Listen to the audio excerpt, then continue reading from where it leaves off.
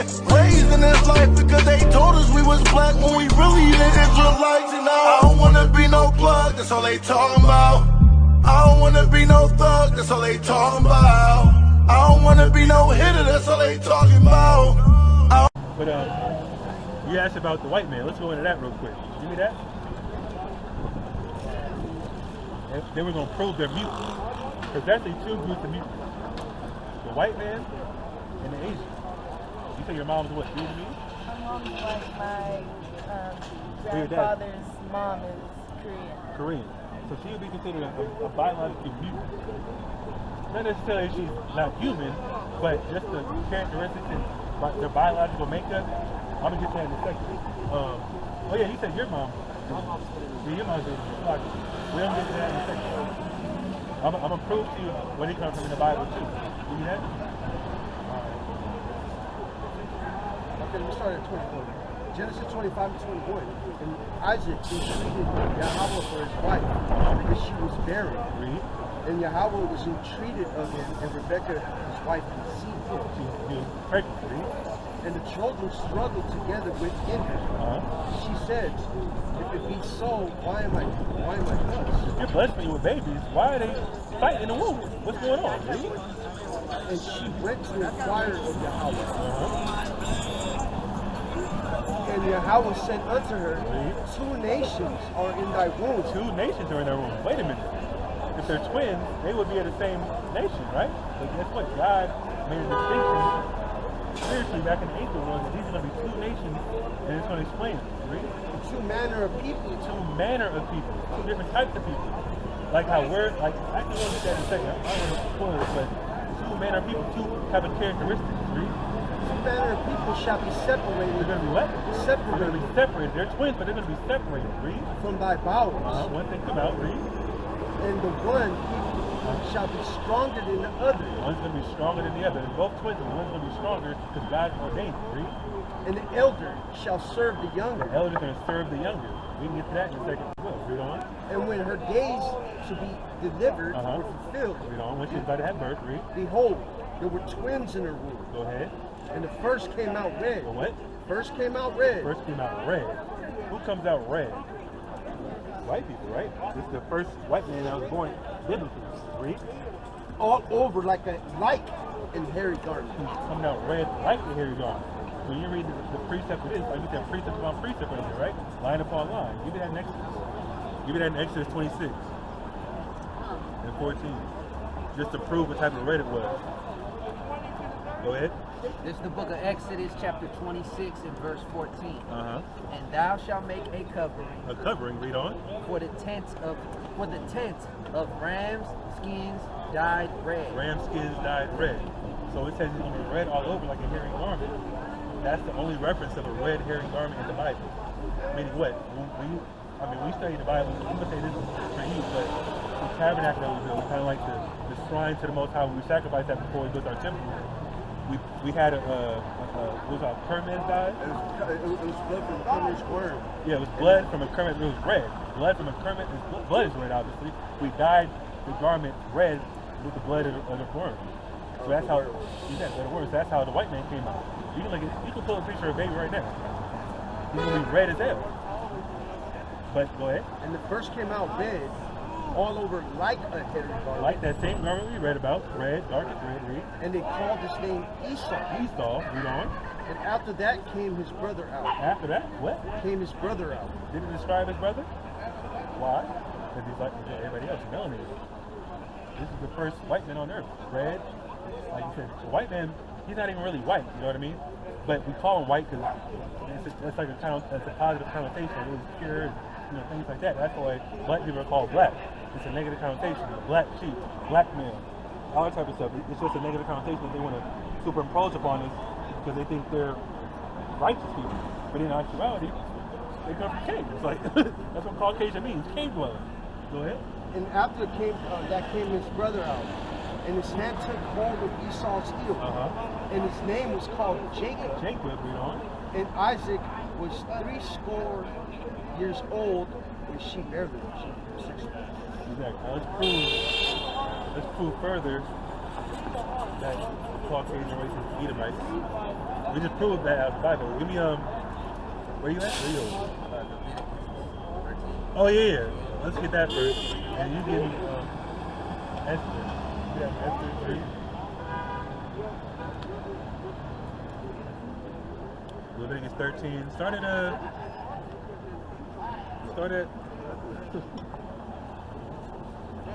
3, and then jump down to matter of fact,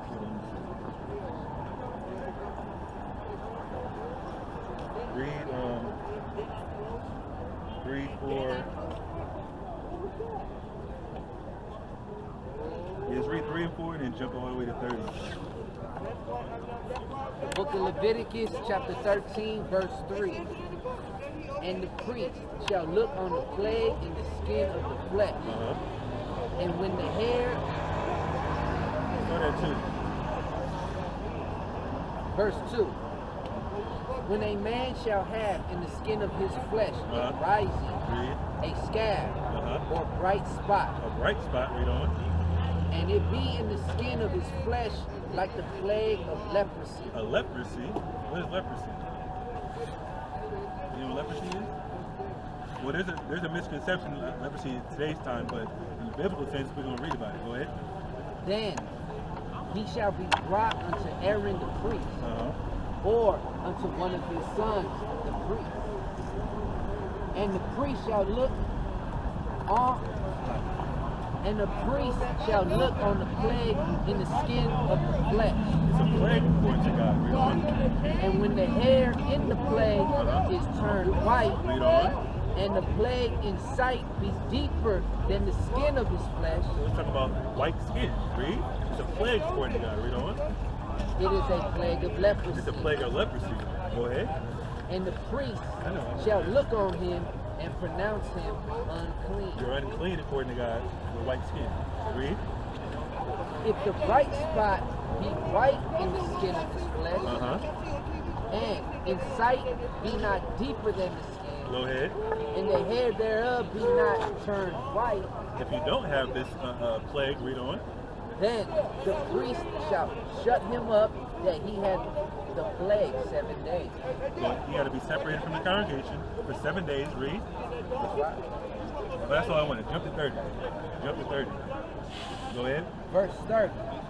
Then the priest shall see the plague, and behold, if it be in sight deeper than the skin, and there be in it a yellow thin hair. A what? A yellow thin hair. A yellow thin hair. Who has yellow hair? What? Blonde, right? Read. Then the priest shall pronounce him unclean. They're unclean. Read. It is a dry scald, It's a dry spot. Read on. even a leprosy upon the head. It's still leprosy. White skin, yellow hair is leprosy according to God. Go ahead. Keep reading. And if the priest look on the plague of the scald, and behold, it be not in sight deeper than the skin, and that there is no black hair in it, then the priest shall shut him up that had the plague of the scald 7 days. So basically, long story short, they're mutants because they don't have normal pigmentation. And their hair is recessive. They have recessive genes. God created them that way. We can't do nothing about it. But they don't, in this context, this is not necessarily saying that, like how you see white people today, their whole skin is, pale, if you want to call it that. So they would be considered a clean leper, but it's still a recessive trait. Because, like I said before, most people in Israel are saying like we get these skin cancer, so they have a recessive trait. Blue eyes is a recessive trait. If you don't have brown or black eyes, you have recessive traits. Like it's not necessarily a plague or things like that, but blonde hair and pale skin is a plague. They're mutants in that way. Now, when you talk about the quote-unquote Asian, give me that about Lot, Genesis 19. Let's talk about them real quick, how they came about. Lot and his daughters, that's what happened. You didn't bring nobody start talking to you? We're going to pull up archaeology too, because that's how you prove it. You ain't never stood in one place for so long, huh? Yeah, I was walking all day. It's all good, it's all good. You from the Bay? Saturday. San Jose? Okay. been out there quite a few times. You know. My brother I've went never down been out visit. here like how I have this past week. Hey, it's Crazy out here. oh man, it's nuts. Trust I me. never have. You just seeing sights and whatnot. Yeah, just like Oh, okay. yeah. I believe it. Trust me. We've been out here for a long time. This area itself, nuts. You get that? The book of Genesis, chapter 19, verse 30. And Lot went up out of Zoar and dwelt in the mountain, and his 2 daughters with him. Go ahead. For he feared to dwell in Zoar. And he dwelt in a cave, he and his 2 daughters. Read. And the firstborn said unto the younger, Our father is old, and there is not a man in the earth to come in unto us after the manner of all the earth. So, when you read the story about Sodom and Gomorrah, you familiar with that? Sodom and Gomorrah was a kind of like San Francisco, rampant homosexuality. God destroyed it. And there's actually an archaeological site that proves that Sodom really existed because there's like 90% sulfur there. Sulfur's not even an element that you get just regularly. So exactly, pure sulfur in the world found there because when you read the story of it, God rained like fire and brimstone from the sky, basically killed everybody except for this chosen family that he saved from it. But after that, that's why it's referencing Lot went with his daughters, and they're like, well, there's no man to basically further his lineage. So this is going to describe what happened. Read on. Verse 32. Come, let us make our father drink wine. Let's get our father drunk. Read. And we will lie with him. Then that we may preserve seed of our father. So they basically conjure up a plan to basically commit incest with their father to have a baby so his lineage can basically be proceeded. Go ahead. And they made their father drink wine that night. And the firstborn went in and lay with her father. Read. And he perceived not when she lay down, nor when she arose. Go ahead. And it came to pass on the morning that the firstborn said unto the younger, Behold, I lay yesternight with my father. Let us make him drink wine this night also, and go thou in. Yeah, so I went first. Next day, you're going to do the same thing I did. Read. And lie with him, that we may preserve seed of our father. Yeah, so we can have a baby by our father so his lineage can continue. But guess what? That's an abomination to God. You're not going to sleep with your own father, right? That's sick. That's madness. But guess what? They did it, and we're going to prove that the Asians today come from this particular story and this basically this history, right? We got and they made their father drink wine that night also. And the younger arose and lay with him, and he perceived not when she lay down, nor when she arose. Keep reading. Thus were both the daughters of Lot with child by their father. They got pregnant by their father. Read. And the firstborn. Read. Bare a son, and called his name Moab. Moab. The Moabites. Give me that. What is that? This is a Moabite sarcophagus. A sarcophagus is like a dead body that they preserved. The dead body goes into. Yeah, and so that's what they go into. Who's that look like? Is that like an Asian person? That's a Moabite sarcophagus. So that's how you know who the Asians are today. And plus, what I read about a few years ago, if you're reading the Bible about, like we mentioned idols earlier. I don't know if you was here. We mentioned idols earlier. The idol of Moab is a person named Chemosh. And China literally built a statue of Chemosh, which is like a war god. They built a statue of Chemosh in China not that long ago, proving who they are in the Bible. This is a few years ago. This is 3,000 years ago. They wrote about it. 3,000 years later, they're playing out their own heritage because they're the same people. And they're incest babies. That's why when you look at Asians, they have that epicampic fold. How their eyes look. That's a form of it's a form of Down syndrome, literally. They might not act like it, but scientifically they would be considered quote unquote like literal like retarded in a sense. They don't necessarily move that way, but just their their phenotype, things like that, they're literally like mutants in that way. Because if you look at any type of Asian or look at any type of movies, Asians smoke like a chimney, eat whatever they want, live to be 130. Like how? Like how? Like how does that happen? Because they're mutants.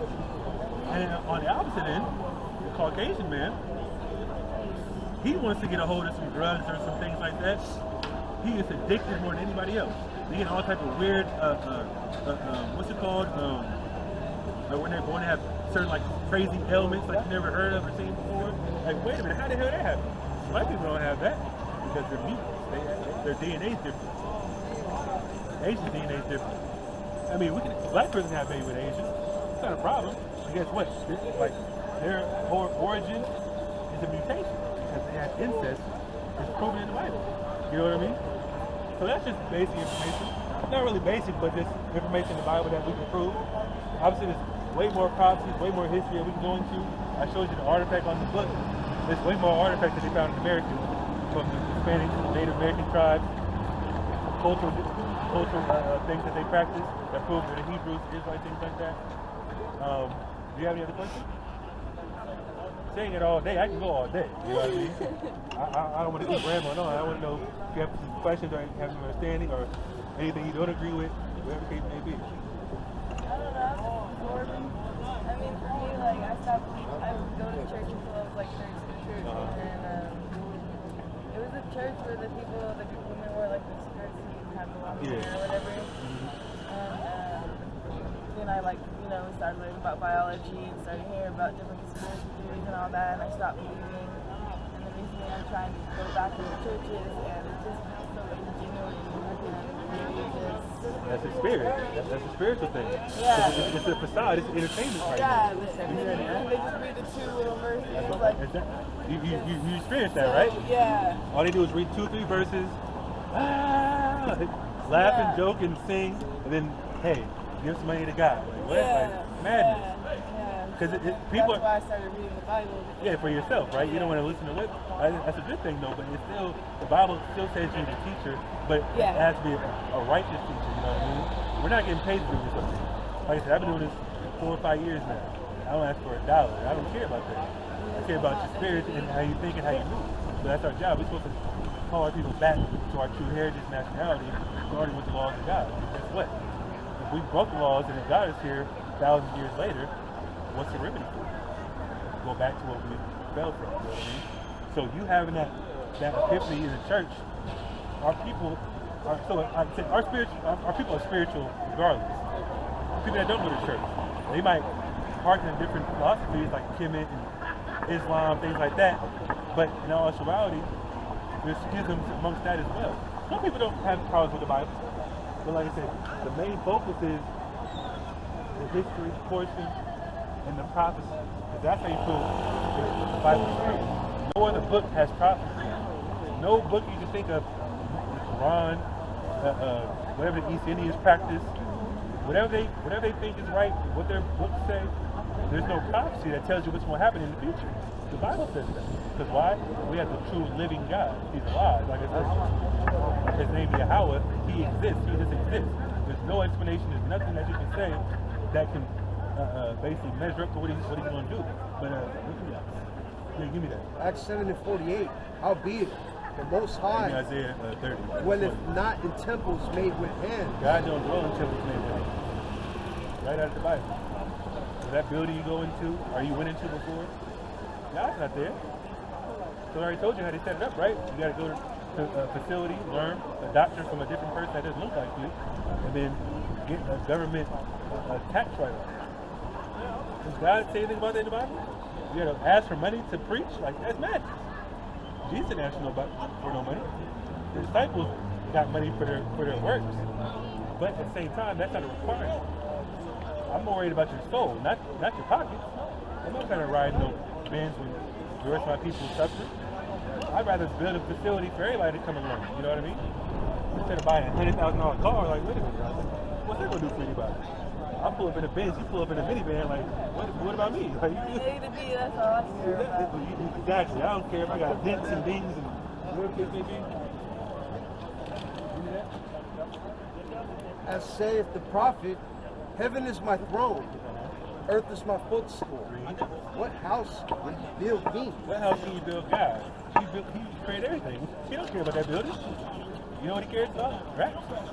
What you do with it. You know what I mean? What you got? Says the Lord, or what is the place of my rest? What's the place of God's rest? He's not in the building. There's 100 buildings. There's thousands of churches. That's the main place of the church. But guess what? They're all teaching the same thing. God loves everybody. Guess what? We can prove that God loves everybody. You know why? I told you one aspect. He made a white man burn the sun. You know, he made an Asian man incest. So a lot of people are saying like Revelation is acting out. Is that true? Of course. You know what's going on with Russia and Ukraine, right? You heard about that? That's in the Bible too. Give me that. You give me Ezekiel 38. And you give me what you gotta get? Oh yeah, give me Isaiah 30 real quick before we get that. You give me Revelation 13 after that. Give me that. The book of Isaiah, chapter 30, verse 20. And This is for you. though the Lord give you the bread of adversity, God's gonna give you a bread of adversity. Read on. and the water of affliction, We're going through troubles in America, or where we're scattered at. Read. yet shall not thy teachers be moved into a corner anymore. Yet your teachers are not going to be moved in the corner anymore. Meaning what? This knowledge ain't going to be hidden nowhere. Because all through slavery, we weren't taught the proper understanding of the Bible. Nat Turner got a glimpse of it. You know what I mean? There's certain rabbis that came up in like the 40s and 30s and 40s, things like that, but they didn't have the full understanding. Go ahead. But thine eyes shall see thy teachers. Your eyes are going to see your teachers. That's what we're here today. We're going to teach you the proper understanding of the Bible. You want to read the Bible for yourself? Guess what? There's an algorithm to do it. I think I read that earlier, like I said. Precept upon precept, line upon line, here a little and there a little. I'm going to give another example as well. Give me that. Keep reading. And thy ears shall hear a word behind Your thee. ears when they hear a word behind you. It's in a spiritual context. Give me that in Matthew. Or is it John? Give me John 3. Oh man, I'm supposed to touch on another topic.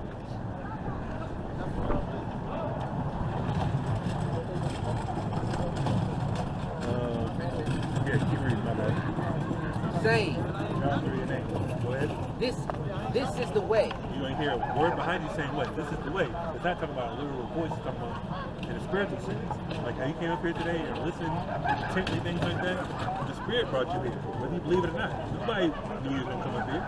But now that you're listening and learning, it's resonating with you. As a spirit, resonating with your spirit, because we're the children of the book. Go ahead. This is the way, walk ye in it. This is the way, walk ye in it. Meaning what? Return back to your heritage, keep the laws of God. Because that's your heritage if you're an Israelite. And we're telling you that we're proving it to you. Everything we're talking about is for you to return back to your heritage and learn and grow. You know what I mean? You're a young lady. You got a lot of life to live with. You know what I mean? Even though there's a lot of turmoil in the earth, we don't talk about that since you asked about it. Is that it? Go ahead. When ye turn to the right hand and when ye turn to the left. Yeah, when you turn this way or that way, this is going to be the forefront of your mind, your heritage. Give me that. Let's talk about Russia and oh no, give me that first. Give me Ezekiel. John 3 and 8. The wind bloweth where it listeth, and thou hearest the sound thereof, but canst not tell whence it came. So it's talking about what? You Where- feel the wind on you, it's blowing cold. Like whence it coming. Exactly. You don't know where the wind's coming from, where it's going, right? You don't see it, you just feel it. That's how the Spirit works. It's going to explain it. Read. And whither it goeth. Uh-huh. And so is everyone that is born of the Spirit. Everyone that has the Spirit of God, that's how it works. It just connects to you. You don't know where it came from, why you went back to the Bible after all these years. You know what I mean? You didn't decide to do that. God put it on your heart to do it. Now you came up here to encourage you to continue that journey. You know what I mean? Give me that. Is that it? Give me that Ezekiel 38. This is Ezekiel 38. Yeah, give me this real quick. What was that? Give me that. The book of Romans chapter 8 verse 16. The Spirit beareth witness with our spirit. Your spirit bear with our spirit, man. That we are the children of God. We're the children of God. We're the Israelites of God. We fell away from our ancient forefathers and foremothers all the way till now. It's time to wake up, get our minds right. You know what I mean?